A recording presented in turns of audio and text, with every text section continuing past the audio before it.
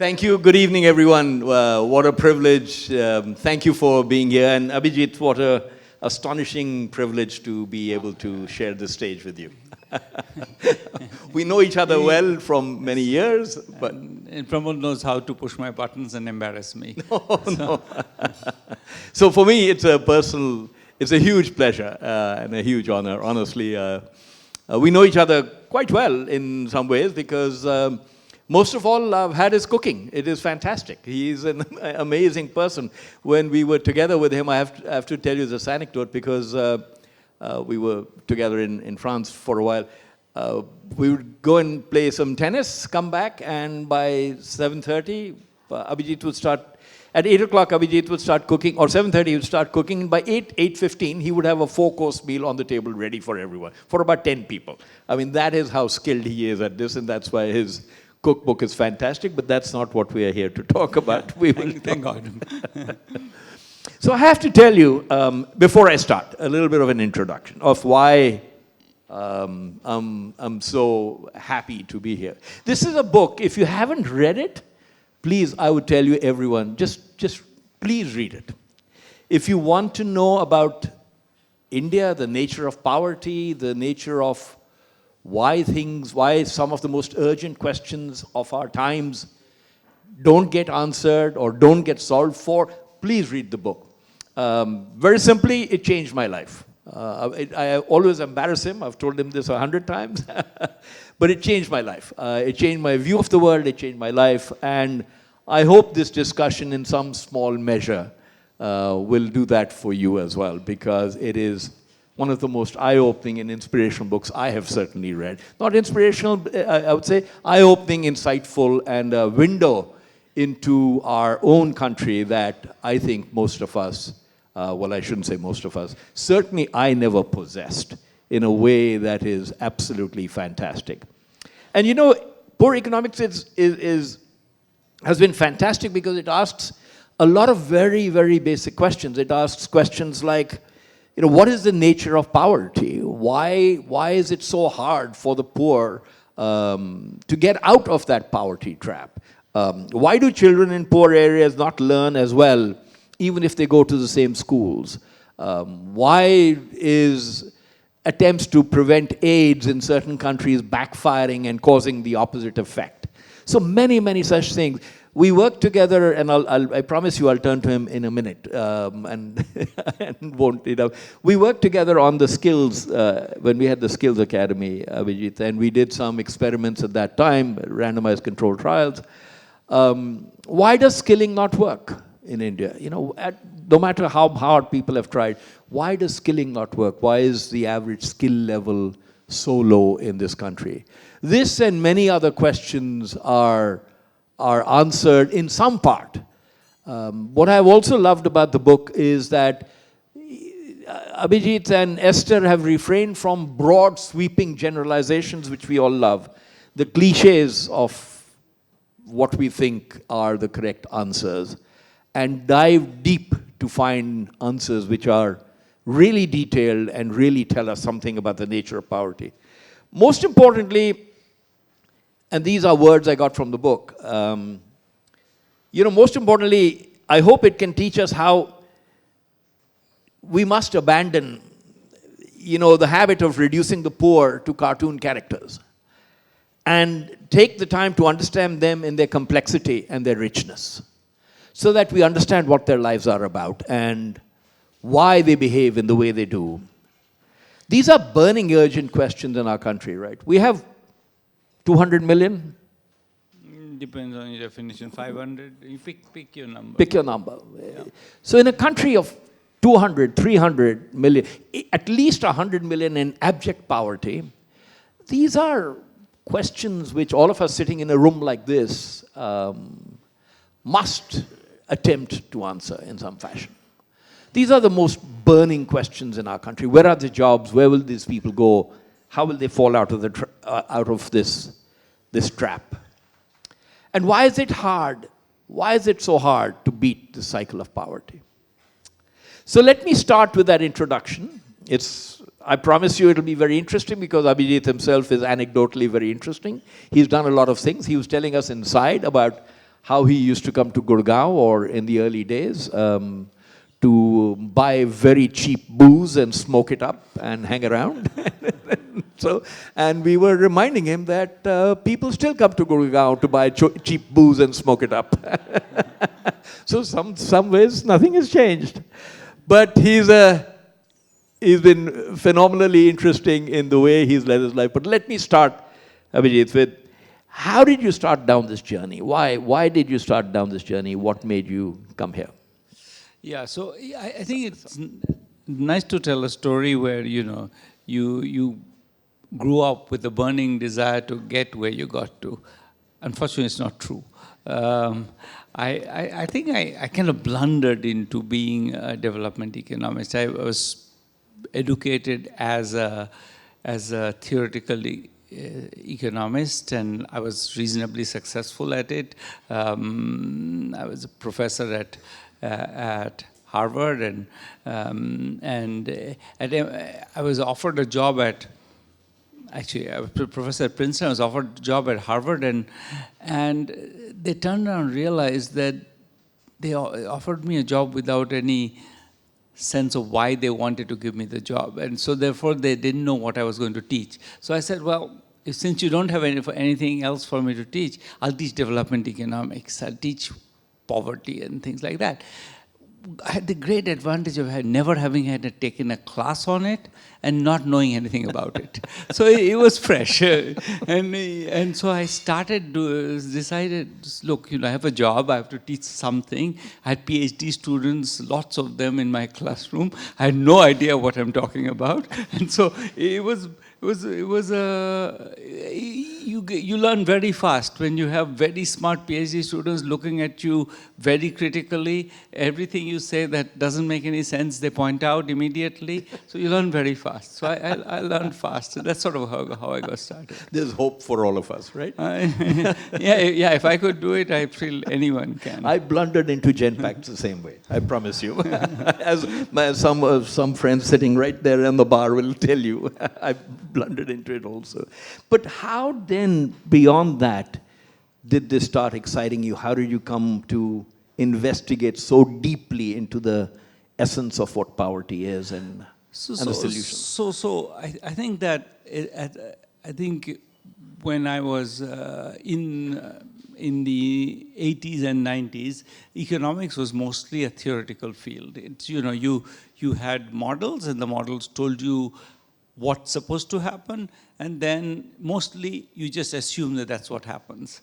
And there was some leap of faith there that, I was just not equipped to make. So the problem with becoming a development economist is then I had to go listen to other development economists. and I don't want to be negative, but there was this breathtaking sense of, this is the truth, and we came about it by, I looked at this and I'll tell you this is the truth. And so it was a kind of I had a sense that I just couldn't stay in this room without complaining.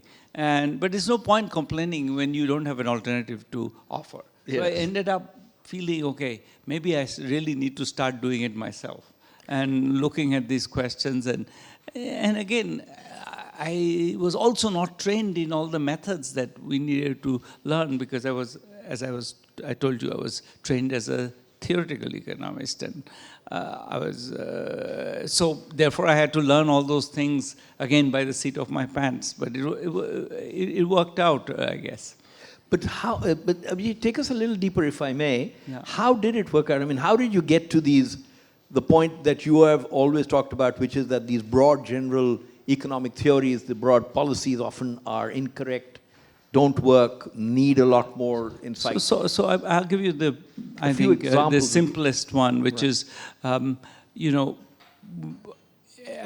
think one thing that was, I think, bothering me and other people is that, you can sort of, if you look at the evidence that was being cited, a lot of those evidence came from correlations, and sometimes correlations are not causal. You can imagine many reasons. Children who go to expensive schools do better, but that's not necessarily because they're going to expensive schools. It's probably also because they come from other families, and their families can invest in many different ways.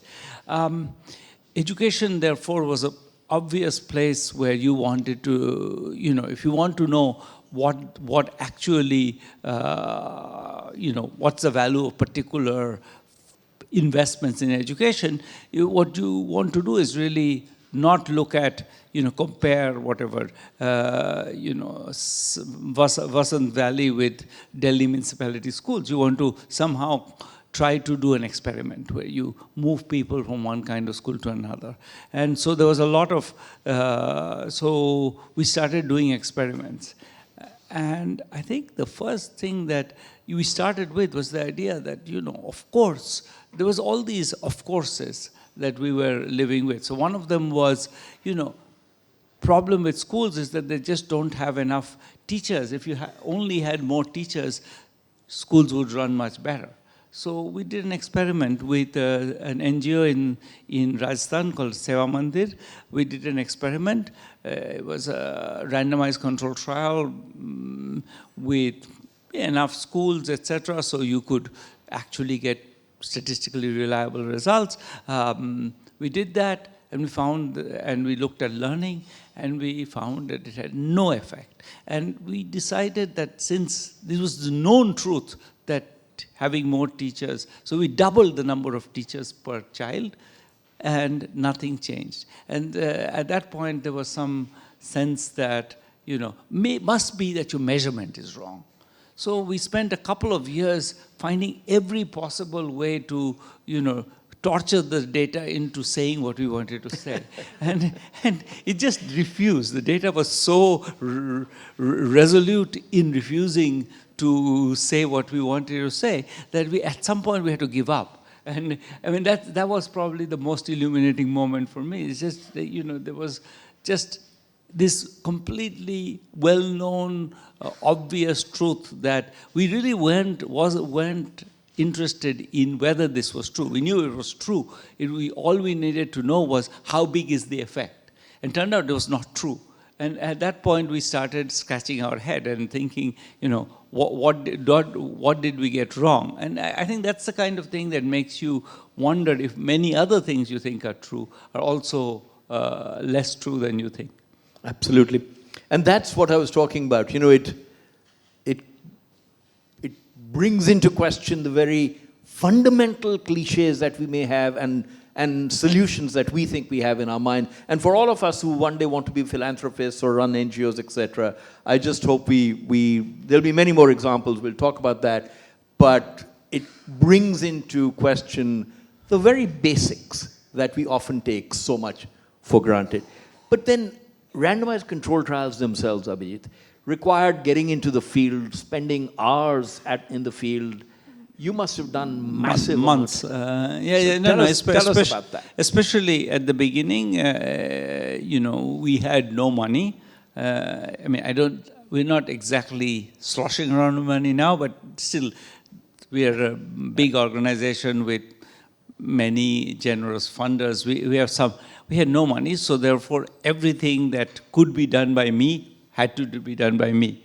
So it's a very different feeling. So you end up spending lots of time, trying to figure out why this particular classroom observation tool, especially as I told you, I was trying to convince myself that I'm making a mistake. So I spent lots of time sitting in classrooms, observing the people who are observing the classroom and taking, measuring why the teaching is, since the presumption was it must be better, I was trying to look for what could we missing.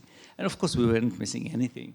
I spent a lot of times in these, one teacher schools in rural Udaipur district at that time, and many other such places. And it was great.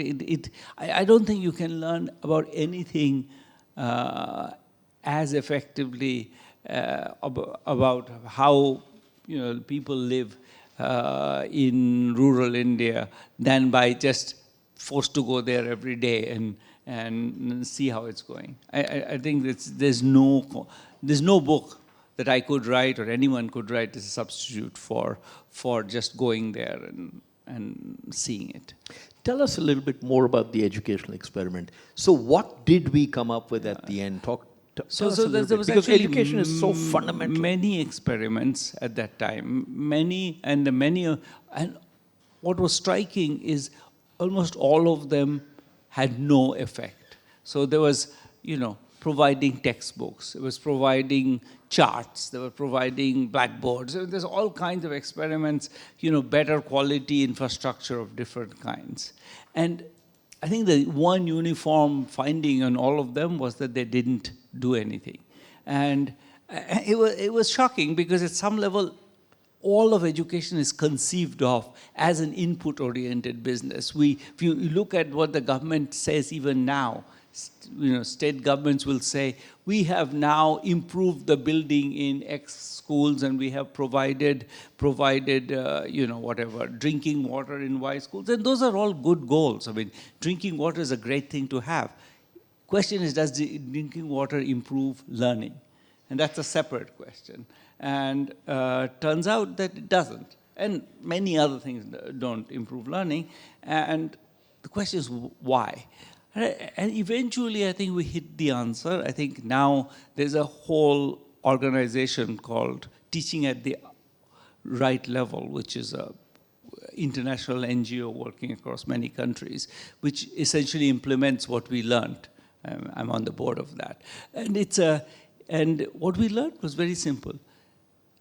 All of our education, not just in India, in almost every colonial country, is conceived of as a way of training the elites for the colonial powers to collaborate with. It's that was the fundamental goal of all education systems, and the ones in India are absolutely no exception. Our education system, the running battle that we have with education bureaucracies is to convince them that the curriculum that they have imposed on the students is not necessarily either appropriate, or if it's appropriate, then they haven't done what it takes to make it appropriate. So the first order challenge is, think of something that Pratham, which is a wonderful NGO we work with, what do? Every year they do this something called the ASAR report, the Annual Status of Education Report. If you look at the number, the first number that jumps out at you is that there are half the children in class 5 can't do class 2 level math. And they can't read at class 2 level. 60% can read at class 2 level, 40% can't. Now think of those people and what are they being taught in class 5? They're not being taught to read. They're not being taught to do basic arithmetic. They're being taught history, but they can't read. So what could they be learning in class? I mean, it's a very obvious question. In some sense, once you see that fact, you should be wondering if they are in a classroom and they are being, there's a textbook which has 160 pages. By the way, NCERT is very careful in specifying the length of a textbook, what content it should have, etc. All of this is, we are regulate very centrally, irrespective of who the children are. So, we have children who are first-generation literates whose families can't help them. You have the 30 days in, and now actually one of the things that has happened in the new education policy is that this window has been expanded. That's a good thing. But there was originally, in many states, there was 30 days for learning basic literacy.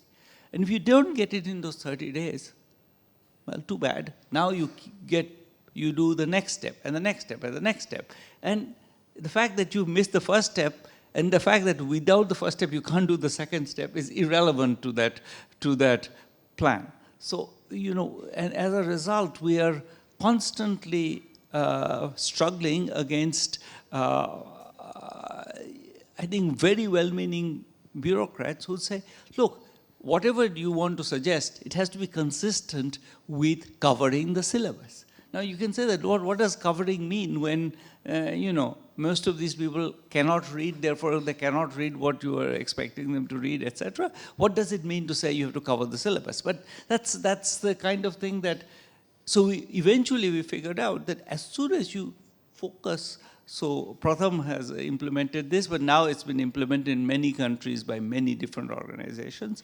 As soon as you just identify this problem, identify if this child cannot read, let's teach him to read. If he can read words but he cannot read sentences, let's teach him that.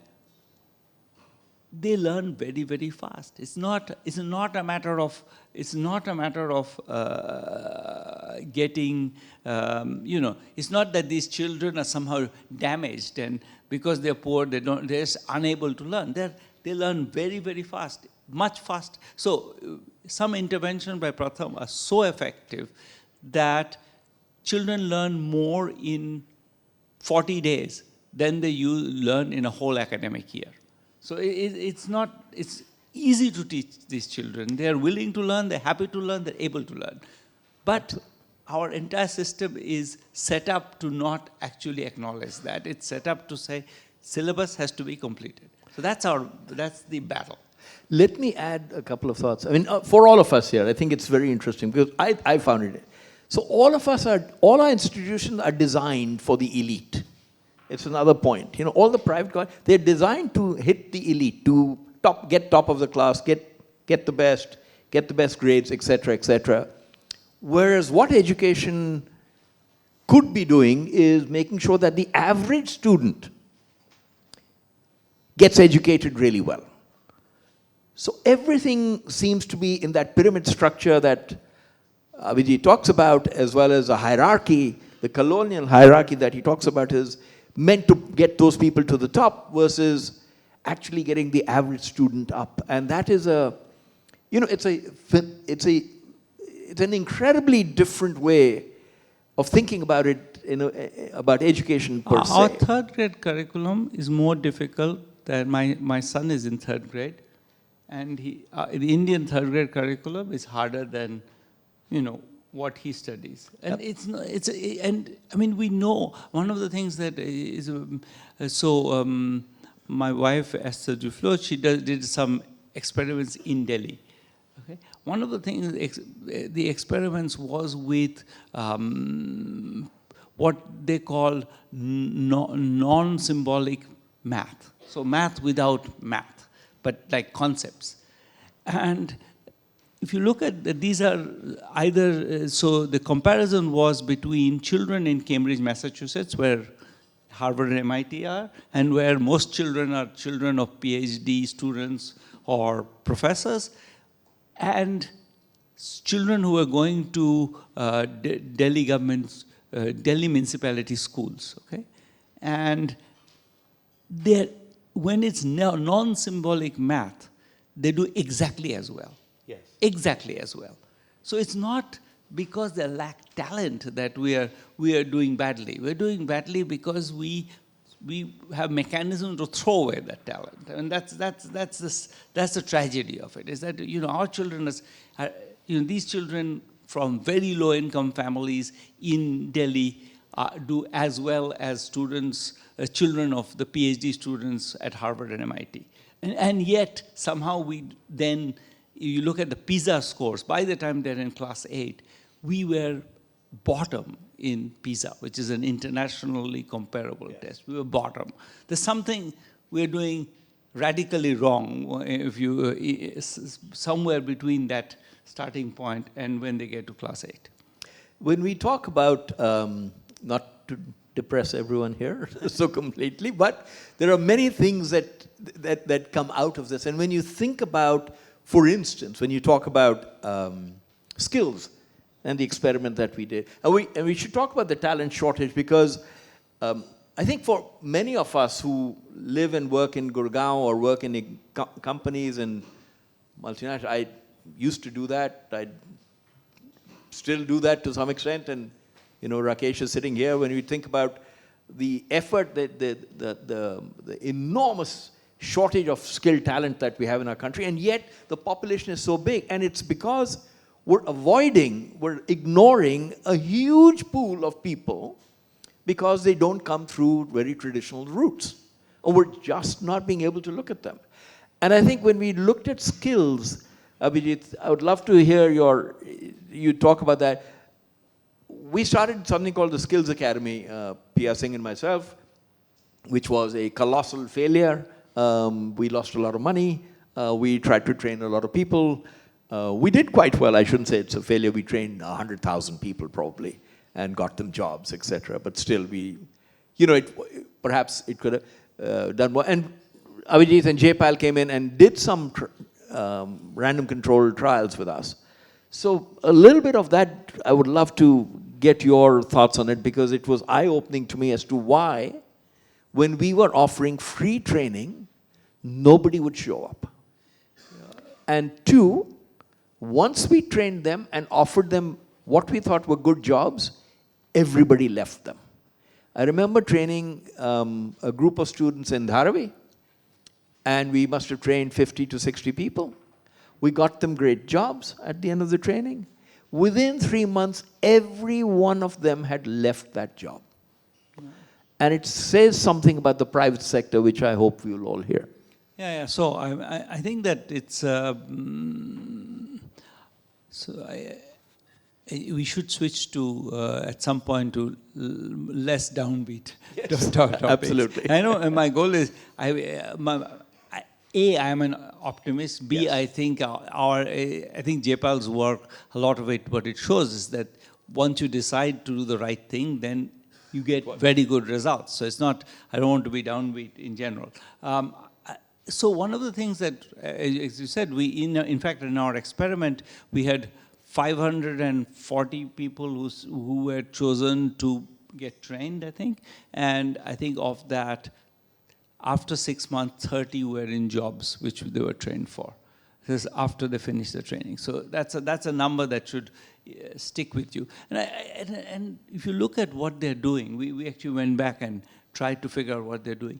A lot of them are taking exams. So I think this thing of, I think one of the things, the structures we have built is a structure of feeling that of the government job or the exam, the job that the exam delivers as being the goal of education. I think that's at the heart of one of our challenges is that, which is that you don't, education is not fundamentally about learning, being in control of your life, being able to do whatever you want to do better.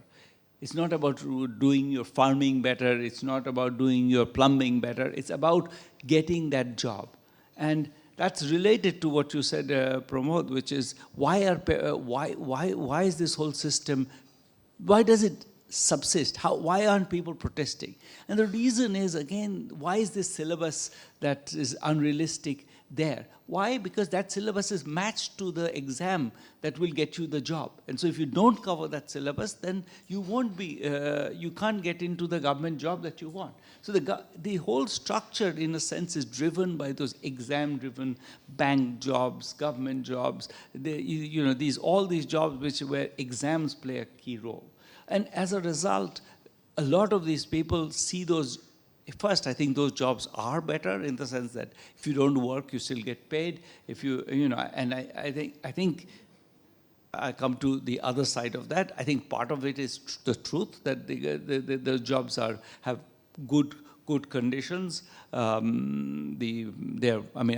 government school teachers are, relative to per capita GDP, are paid better than I think any country in the world. Yes. I couldn't get any data for many countries, but wherever I could get the data, our government school teachers are paid better than any country I could find relative to per capita GDP. So that's something that, so part of it is people should want those jobs, and I think we should think about whether therefore we should be, should there be these ultra lucrative jobs, which one of the things that we noticed in this process is that these people, why do they go back, go leave their jobs? Because they want to get these jobs, they're taking their exams. As a result, if you look at the average Indian with more than 10 years of education at age 26, only 40% are working. They're taking tests. They're doing, you get to 32, all of them are working. All males are working. Right. But at 25, they're not working. What are they doing? They're taking tests. I don't know whether they are taking tests because they actually think they're going to get the job, or they're taking tests because they want to tell their parents that I'm taking the test, so don't bother me, and then playing cricket all the time. I don't know exactly how much of which of these is happening, but it's clear that this taking test business is really a cost. Now, having said that, I would say that on the other hand, the other thing we learned is they really didn't like the jobs they were getting. They don't like the job on the shop floor where you have to stand all the time and people yell at you.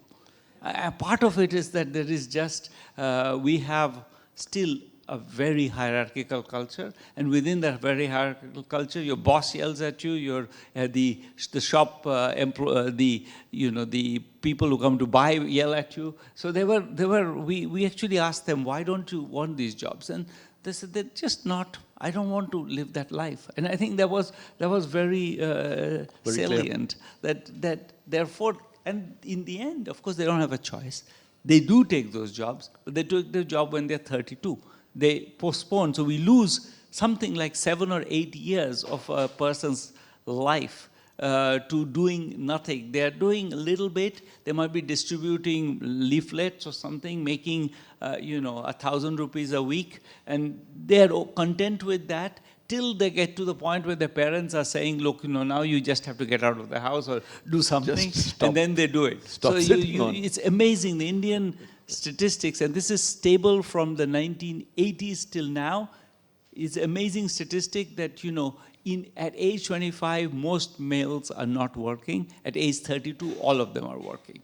It's amazing. That's a number that's very, very striking. It suggests something about our labor markets that's somehow not working. And I think it's a lot of this obsession with, now, part of that is we need to fix the public sector. I think I get pilloried for saying this, but I think people are overpaid in the private sector, in the public sector. The other side is that they're also overpaid in the private sector.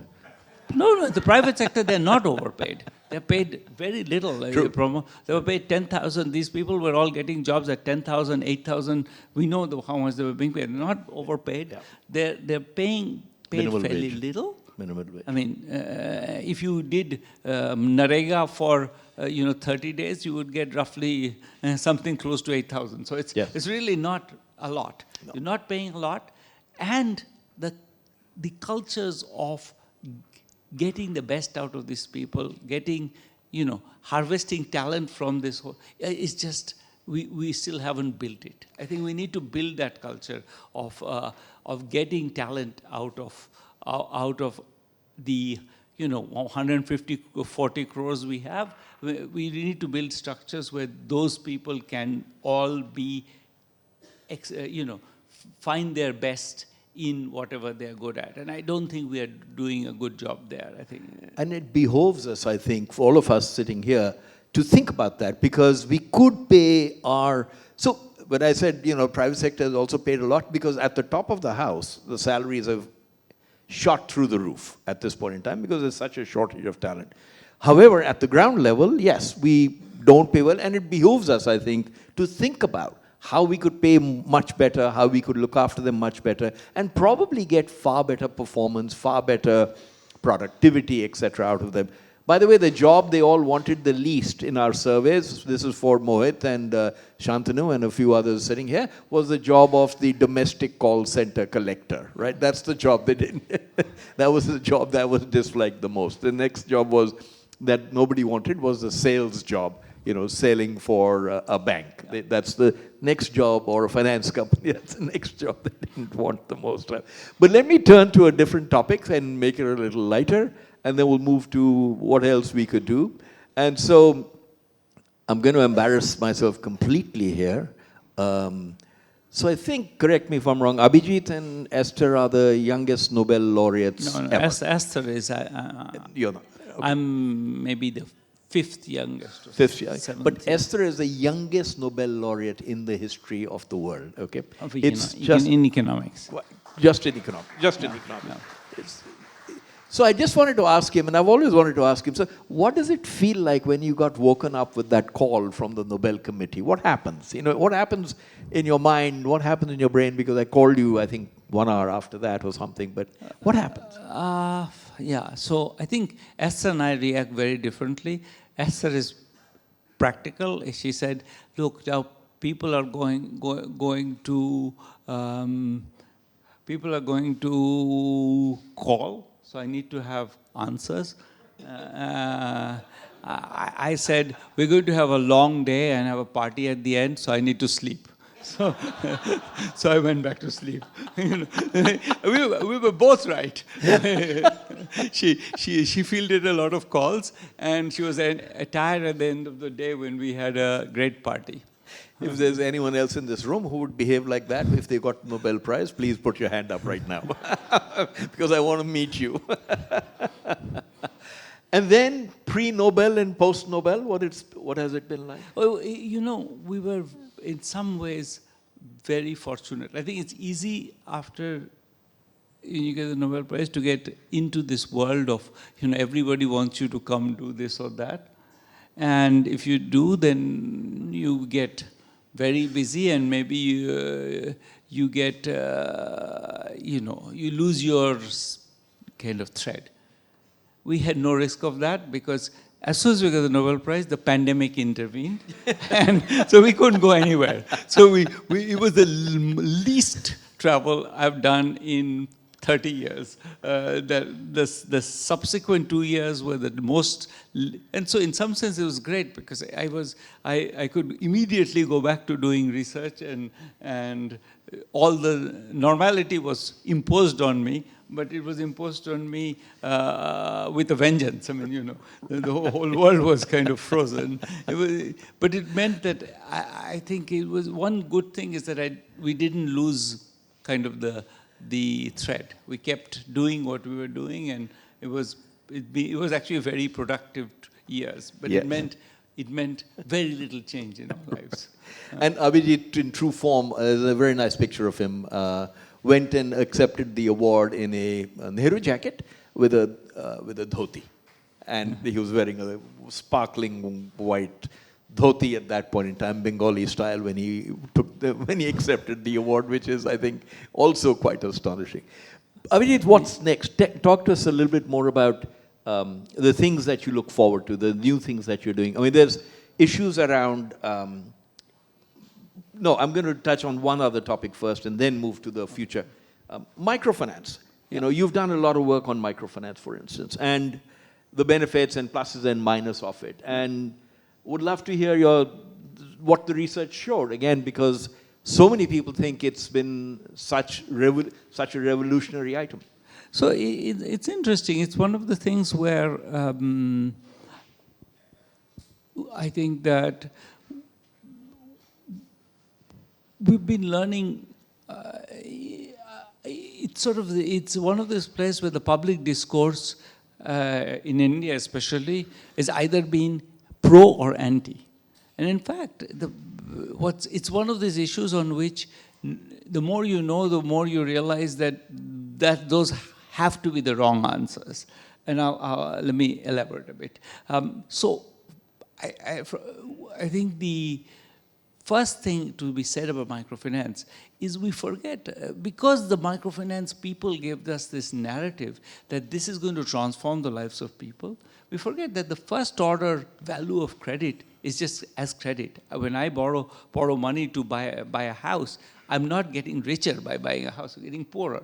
But it's a nice house, and it's nice to have a house. So it really isn't the main reason to borrow money at a lower rate is not because it's going to transform your life. It's going to just give you the television you want, the motorbike you want, the cycle you want, whatever it is. So I think we forget that, and in a sense we forget that, unfortunately, because the entire discourse was about transforming lives. So the second thing is, for the median person, microfinance doesn't transform their life. And I think at this point there have been any number of randomized control trials. We did the first one, but there were many, many, many, and all of them find the same thing. So the median person, essentially nothing happens to the income. They might be happy because they have a television, or the roof has been repaired, or their daughter got married in style, or whatever it is, but then they have to repay the loan, and they're not making more money. So that said, we've been tracking these people for a long time, and it was a randomized control trial, so there was a treatment group, people who got the loan, and a control group who got the loan 2 years later. If you look at these people, what's striking is that among these people, there is a group of people who had started their business before they got the loan, between 5 and 10%. Everybody else started a small business to pay their loan, essentially. Those people were not committed to the business. Very clearly, the business never grows. But the people who actually already had a business, who were already in business to try to make something without the promise of a cheap loan, they actually turned out to be people who now are 100,000 rupees more, have a more capital than the control group. So they keep growing. Yeah. And so the key thing about microcredit is that I think the fundamental mistake there was the idea that we give a loan to everybody and everybody is going to become an entrepreneur. In fact, most people don't want to be entrepreneurs. If you ask people, what do you want to do? A point we make in poor economics is it's sometimes useful to ask people, actually, the people you think are the beneficiaries, you ask them if they want to be the beneficiary. And you go and you ask them, what do you want your child to be? And we even fed them the idea that, look, imagine you had 50,000 rupees so that you could pay for them to start a business or what. They said, we want them to have a government job, we want them to have a private sector job. 0% said we want them to have a business. People don't particularly want to be entrepreneurs. I'm sure that's news to many of you, but it's true. Most people don't want to be entrepreneurs. It's fine. They don't want to be. I don't want to be an entrepreneur either, to be honest. I would be lousy at it. So I think that these people want a life, they want their television, they want their job. Then there is a small group of people who actually want to be entrepreneurs, and those people actually do very well when they get the loan. So it is not that people don't lack credit, but the idea that the credit should be given to uniformly 10,000, 15,000, 20,000 rupees to everybody is exactly backwards. You want to pick the people who are good at it, and there are actually research on how to pick them, and then give them much bigger loans. It's the thing that we don't do. There's no institution in India that does 200,000 rupee loans for people who have unsecured loans. That's what we really need, and we need for people who are the right kind of people. If you ask me a question, I'll tell you how we even know how to know who are the right kind of people. But I'll stop there. I'd love to open it up for questions in a few minutes, but we'll talk a little bit more about. Abhijit, you're doing so many experiments. You're doing quite a few experiments right now in India. Tell us a little bit about some of the ones that really excite you. One bigger question, though, our growth rate is now inching below 6%. There's talk about, are we going back to the Hindu rate of growth, et cetera, which I don't think is necessarily true. And therefore, the jobs are not coming. And therefore, we've got an industrial policy coming out, which is the Make in India, which is meant to give jobs, except I'm not sure that it will. So what are some of the more exciting things that you're doing that you could talk to us about? And where do you think our jobs will come from? How do we try and solve those issues? So, the exciting things I'm doing are, unfortunately, exactly with the wrong group. It's with the elderly. It's an interesting topic. That's me. As I move into my 60s, I'm sort of now getting interested in the elderly. So It's not, actually not that reason, but it happens to be. And very young children. Those are the two places where I think most of the work I'm most excited. I'll tell you about that. On the jobs, I really think that we haven't, I think we haven't, it's not Make in India now that's failed. We have failed all the time. We have never, the employment growth has always lagged behind investment growth and, GDP growth. We've always failed. Good jobs and I think it's related to what you said before, which is partly we don't have mechanisms for, I think we are scarce on good managers, and we need good managers to use workers. We shy away from that because I think it's scary if you're not a good manager to deal with a large labor force. And I think we haven't created mechanisms for recruiting managers from our blue-collar workers. How many blue-collar workers turn into managers? It's a number that I would like to find out. Or whenever I ask people, the answer is, there was one person who did it, or no one. Or it's really, when I talk to people who run factories, it's really rare to have that. And that's a good marker for the kind of, I think, why the supply is. In the end, we need to look beyond the people who have the stamps. We have, if we want to employ more workers, we need more managers, and those managers have to come from somewhere. And if we are going to, and the reason why managerial salaries are going up so fast in India is because we just don't have enough. We have the aspiration to have it, but I really think that this is a binding constraint for us. Yes, it is. We need to look for other sources of managers. We need to create mechanisms by which people who are on the shop floor turn into managers. I think they can be, and they're often good at it, and we just haven't thought of mechanisms of taking them there. And now in this book, we have an example of somebody who did it, and it's interesting. It can be done. It can be successful, but it takes the mindset to do it, and if you don't have that mindset, it doesn't happen. Well, Abhijit, in fact, many of the startups that many of us are talking about, some of the ones that I have funded certainly, have people as their founders who would have never got into the premier institutions, who would have never got a job with many of our companies, and who have never made it to the schools that we would go to for establishment. And yet they became founders and entrepreneurs because they understood their local environment. I'm thinking of a couple of companies directly where I know the founders, and they were fantastic. And so I think the onus is on us to go out and search for those people also and expand the horizon. Otherwise, we have this trap that is getting worse and worse, which will not allow us to expand the pie in terms of the people we can come to. I mean, you and I'm also a huge optimist at the end of the day. You must have seen some wonderful, surprising, terrific things, optimistic things, which, made your heart joyful during the course of all the things that you've done. I'll tell you,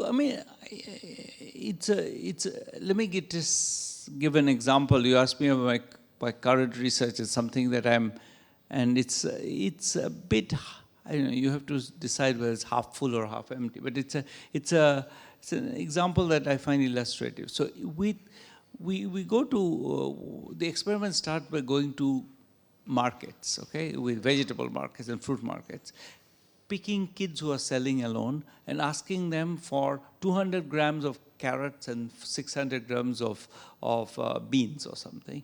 And then you give them money, they give them change back. And so we had people who were dressed up as regular shoppers who were doing this. And what's striking is how good they are. All of these kids can do mental math so fast and so accurately. The next thing you can do is ask them, here is a simple math problem that, Pratham uses for testing kids everywhere. And they say, look, if I could do that, I would be in school. So somehow we have the talent. I mean, so always strikes me is that there's so much talent around. So we really, need to somehow just make that bridge between what the kids are, So we're doing an experiment with kids in Rajasthan using now tablets. And again, the problem with these kids is that they're so inventive and they start to figure out ways of using a tablet that, their supervisors are not supposed to allow them to do. But their talent is just so obvious and so much there. That's the optimistic part. Is that there's so much talent there.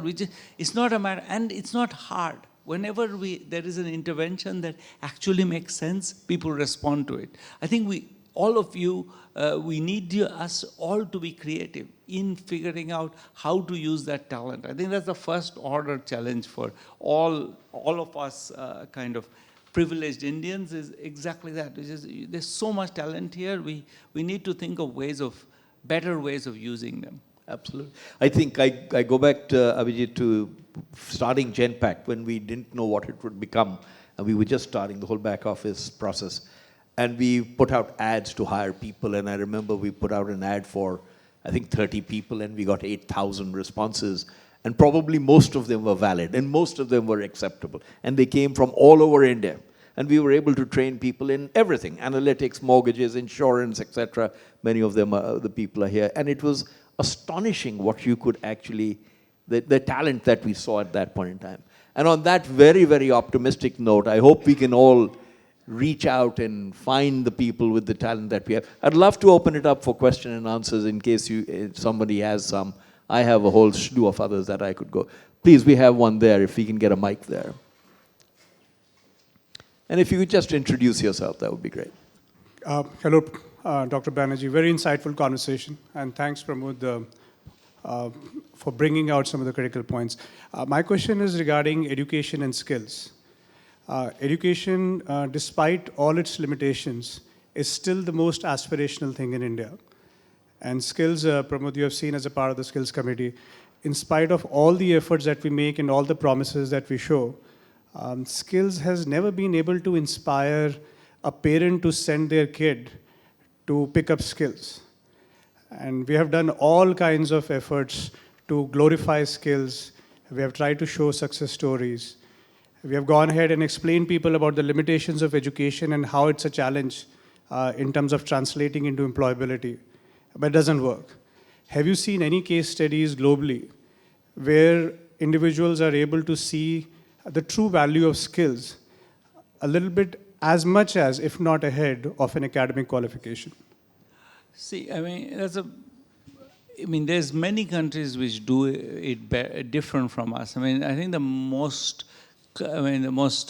the best known example is Germany, where they encourage a lot of children to join what they call the technical track from a fairly young age, from the age of, I think, 15, maybe 16, 14, 15, 16, one of those ages. And then allow them, what's interesting is that they allow them to come back into the academic track if they want to. So they actually have a lot of, Germany is the country which has done, I think, the most careful thinking about it. And if you look at social mobility in Germany, it's very high. It's not an accident. It's partly related to that, which is that a lot of blue-collar children from blue-collar backgrounds eventually actually become managers because they are given the confidence to, this is excellence. They are told that this is excellence. And part of it is, if you look at, I think the Delhi government is trying with this skills university, but if you look at the ITIs, they're horribly depressing places, and just the infrastructure is bad.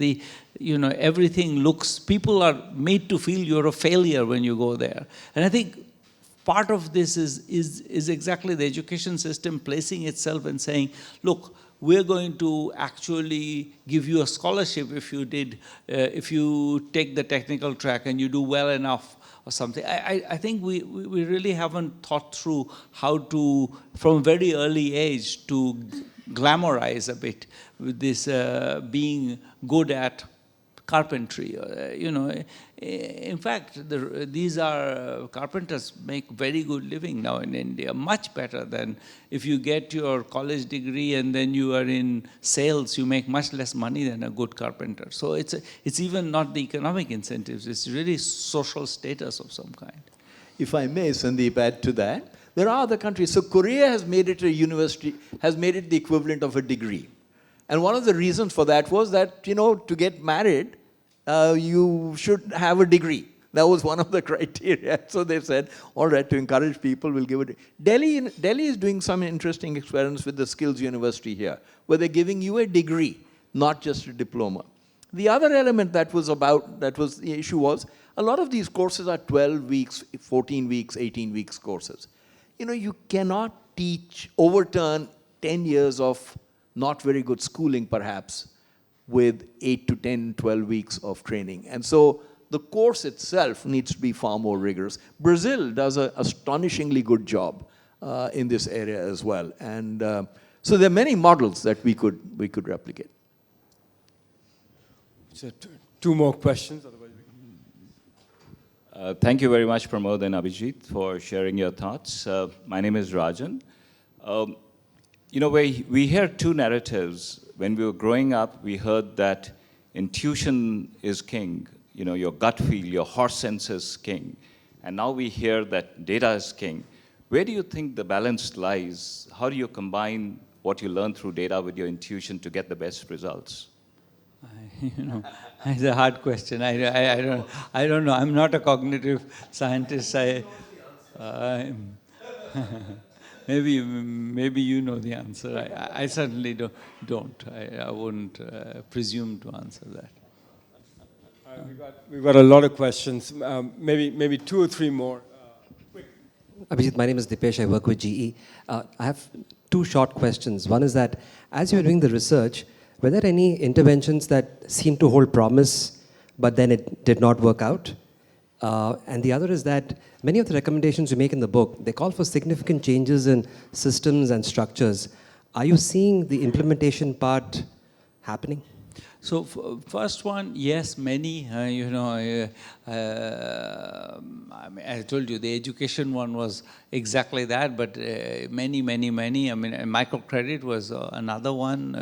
We started with the idea that we'll see some impact on productivity, but if you look at the median, the 75th percentile, the 90th percentile, you don't see anything. You see it maybe the 95th percentile, but you don't see really anything. So on the other one, it's interesting. Yes, in fact, a lot of the work we do in JPAL, more and more, is to take results we have and try to help governments or NGOs scale them up.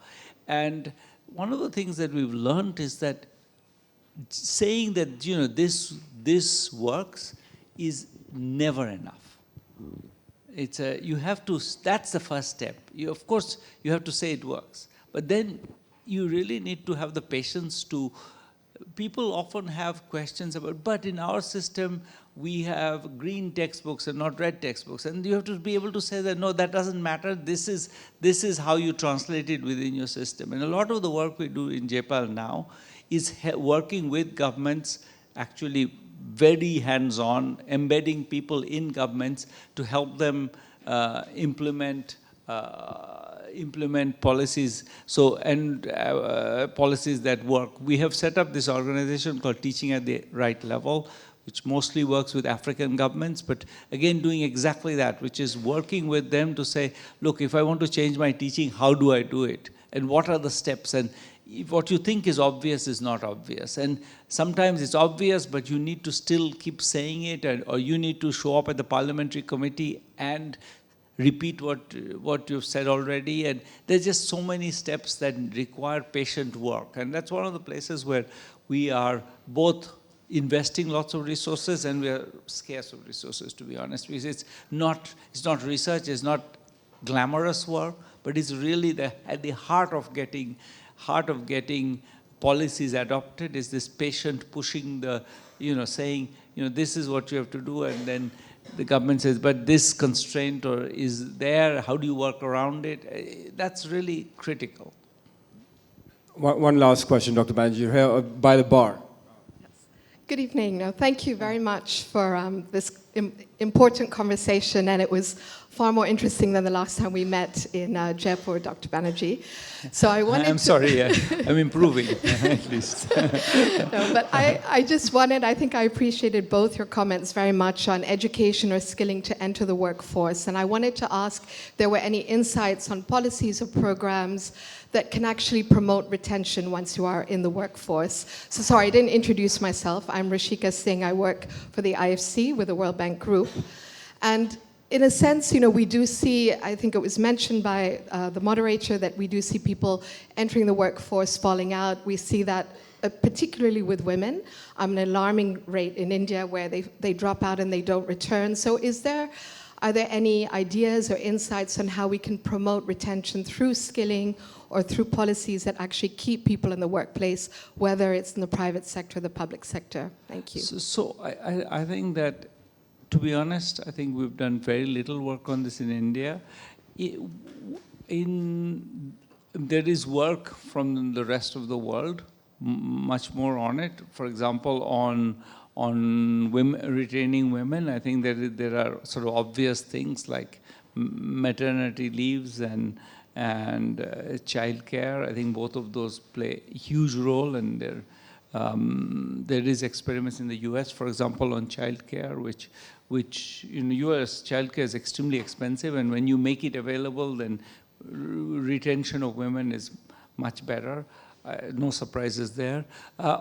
In terms of skilling, to be honest, I haven't seen the work that I would love to see, which is what happens if you make people feel valued. I think that's an experiment that I would love to do.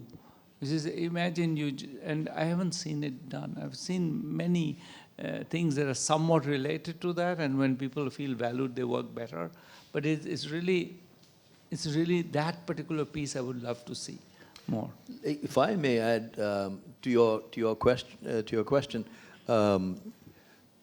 we worked on this for 5 years, so we did a lot of training in 16 different states, etc. I would add one thing: the entire process of contract employment doesn't add to it. So many of our companies use contract labor. So a lot of the hospitality work is all done under contract, which means you have no social security basket, you have no permanence, and you can be let go immediately. So that in itself creates an environment where you also feel that you can let go easily. Two, I think, I'll give you an example of the retail job in a retail store. In the malls, if you go, the job entails 10 hours standing on your feet, 2 breaks, 1 lunch. That's it. So if you look at the quality of the jobs that are being offered by the private sector, which is why, and by the way, when we interviewed students, they knew this intimately. They knew exactly which company offered what job, what was it like.